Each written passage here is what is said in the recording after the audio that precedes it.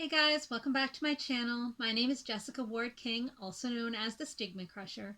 And here on this channel, we deal with issues of mental health and mental illness from my twin perspectives as a person with lived experience of bipolar 2 disorder, as well as a person with a PhD in experimental psychology. Does that sound like your jam? You're more than welcome here. Please remember to hit subscribe, and if you would like to be notified each and every week when I post, hit that notifications bell as well. Remember to like and to share widely. We would love to add more people to our community here. And with that, I guess it's time to start stigma crushing for this week. So this week, a lot has been going on in my life, but more particularly in the life of a very good friend. And that's what's prompted this video. I wanted to talk about mental health crisis. So when we talk about crisis, we tend to think of a single event that tips something over into this construct that we call crisis that has a very short defined period of time and then resolves. So like some kind of great big blip or a spike. But mental health crisis is very much not like that at all. You can see, generally speaking, a mental health crisis coming a mile away if only you know where to look. And so generally the levels of crisis rise gradually, and they may hit a peak and then come down, but they don't come down all the way. And then they hit another peak, potentially higher, and come down a little bit, and then another peak.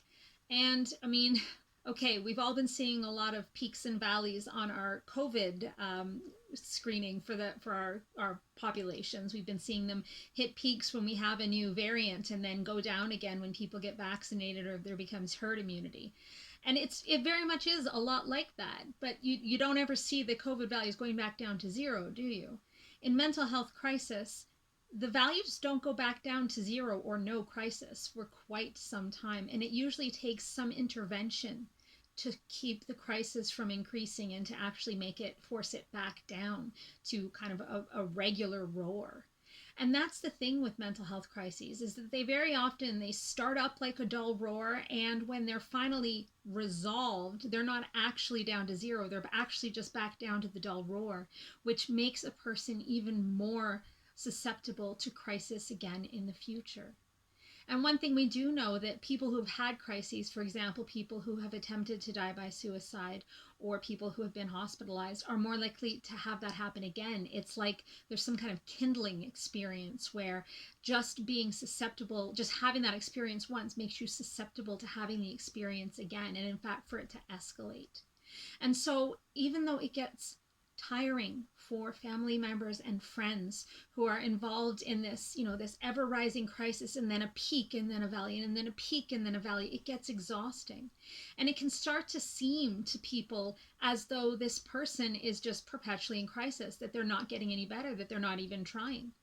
But the truth about mental health crisis is that it isn't fun and nobody wants to be in it. And so the person that's struggling is very much trying, but that crisis just doesn't go back down to zero. And it kindles. It's like kindling in the brain, and it starts to burn a lot more quickly and a lot more voraciously. That's not the right word. Ferociously, that's the right word. As individual episodes of the crisis continue to roll through. Now, something that's happened in my life recently is that the crisis has gotten to the point of police being called. Not ambulance, mind you, police. Because this person was vulnerable to dying by suicide.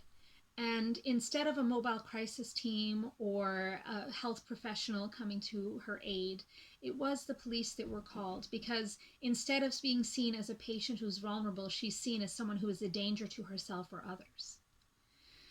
Now, I get that we have to do something to help people who are in crisis, but is it really the case that we need to have 2 police cars arrive at someone's home to help them when they're having a mental health crisis?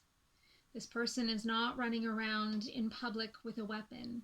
This person is not vandalizing. This person is not committing any kind of crime. This person is simply in crisis. They're hurting so much that they're thinking of dying by suicide, but it's police that attend to them, and they end up in restraints, much like a person who is committing a crime does, for their safety and the safety of others. But is it really the way that we want to treat mental health crises, to have police arrive on scene? In my experience, the police, they aren't well trained to deal with mental health crises. Now, I'm not getting down on the police at all. They have done well by my friend. They have kept her safe. They have brought her to hospital. But I'm just looking at it in terms of mental health crises in general. Is it really the expertise of the police to be taking care of someone who is struggling, someone whose mental illness has gotten the better of them, someone whose mental health is so low? Does it help that person? Does it help their narrative to have it be that they've been taken to hospital by police, as opposed to they've been cared for by a mental health crisis team or paramedics or medical professionals in general? Because of course they get to the hospital and are eventually seen by medical professionals, but by then has the damage been done? Does that person now have incorporated into their narrative that they've done something wrong, that they've committed some kind of atrocity in order to be apprehended by police, put in restraints, taken somewhere against their will? Again, it's not to get down on the police. The police are doing the best they can with what they've got, and currently the system is doing the best it can with what it's got, but I would argue that the system needs to get more so that it can do better, because I would argue that this is not the right way to be dealing with mental health crises. Now, we do find in a lot of, particularly in bigger cities, that there are mental health crisis teams, mobile crisis teams that can be called in when someone is having a mental health crisis. But there just aren't enough of them to go around. And these folks end up at the hospital. They end up in the emergency rooms. And if it's any story like my friend's and my stories before it as well, we often get sent home because there aren't enough beds, because potentially they don't treat the illness that we're dealing with in a hospital. They don't find it helpful. And so they send a person who's up here in crisis, maybe has come down a little bit, they send them home, which only leads to them going up again and ending up back at hospital, but ending up more desperate than before, ending up potentially trying harder to die by suicide. And it is a terrible cycle that a person gets into, thinking that there's no help for them, thinking that it doesn't matter how many times they go to hospital, nobody's going to help them, that there is no help for them, that they're hopeless.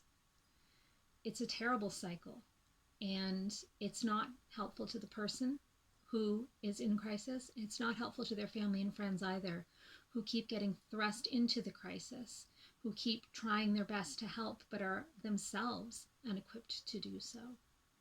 I had to watch in horror as myself, being fairly equipped to deal with crises and with mental health in general. I have had to watch in horror as my friend has gone over and over again to the hospital, only to be let out less than 24 hours later on her own recognizance, with the promise that she can do better. But can she? Is she really equipped to do better? Has that 24 or less hours in the hospital actually equipped her to deal with the crisis she's in? Because as much as she's calmed down on medication potentially, the situation hasn't calmed down. Her life hasn't calmed down. Her crisis has not calmed down. It's hit maybe a bit of a valley, but not much, and it's shot right back up to a peak. And so that's what I wanted to meditate on today. How do we help somebody who is in a mental health crisis? Well, the first thing I would say is, despite all of my, what I've been saying in this video about the police not being the best equipped to deal with mental health crises, if that's the only resource that you've got in the area that you live in, then by all means, when someone is in crisis and is a danger to themselves, by dying by suicide or by self-harm, or to others, by all means, call 911 and ask for police and paramedics.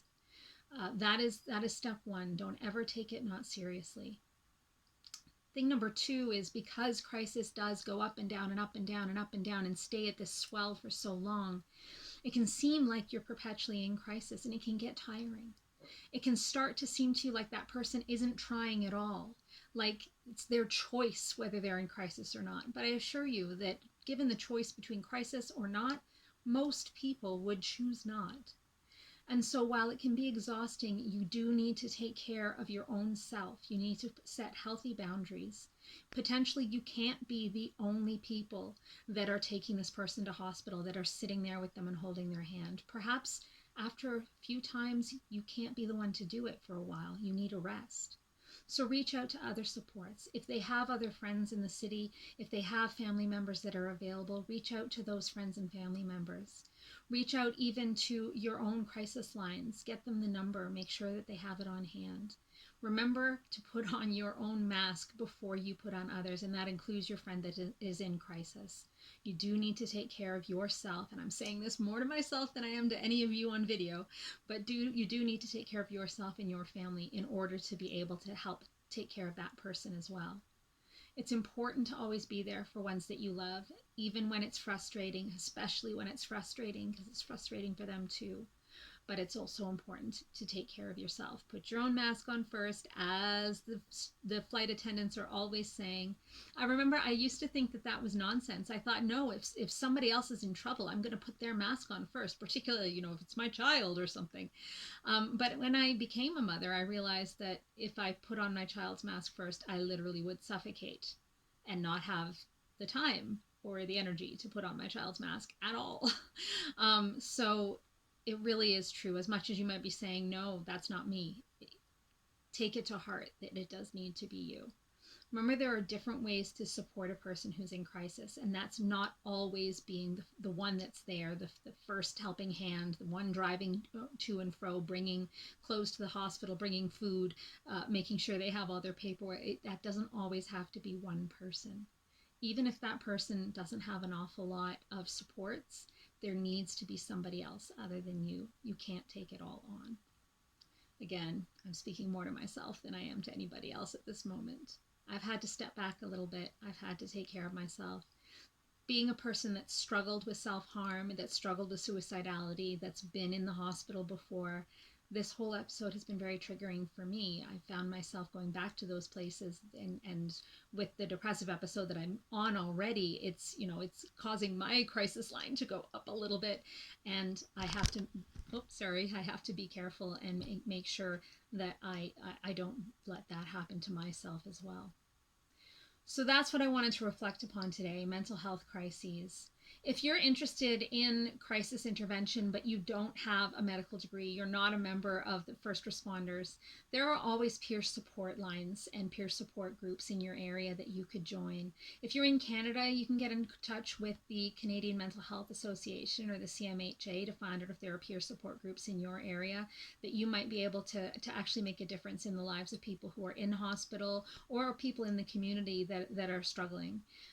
Peer support is, in my humble opinion, one of the number one ways that our community can help one another to heal and to be resilient. And I don't mean to bounce back and be like we were, perfect Barbie dolls, but rather to bounce forward and to actually, make a difference with one another and to be there for one another. Because we know that one of the best ways to crush stigma is actually through contact. So having interpersonal contact with people that are struggling with their mental health, but they're people, they're full, rounded people, mothers, their wives, their husbands, their daughters, their sons, their brothers, their sisters, their employees. They're full rounded people that also have mental illness. And I know that for myself, it took me meeting some of those amazing people in my community before I could really accept myself as a full rounded person who's just struggling with mental illness, not a mentally ill person. It's just semantics, it seems, but it matters. It mattered to me, at least. Starting to see myself as a person first, a person who can be in crisis, but also a person who can help others, helped me to really crush my own stigma against myself and my mental illness. All right, I've gone a little bit all over the place today. It could be the lack of sleep, and it could be that I really just need to go put my own mask on for a while. But take care of yourself, everyone. I'd love to hear down below if you have any ideas for how you can help a friend in crisis, or if you have any ideas for how a friend could have helped you and didn't, or maybe they did. But do comment down below. I'll always respond. Take care, everyone. Have a great week. Bye. Stigma Crusher.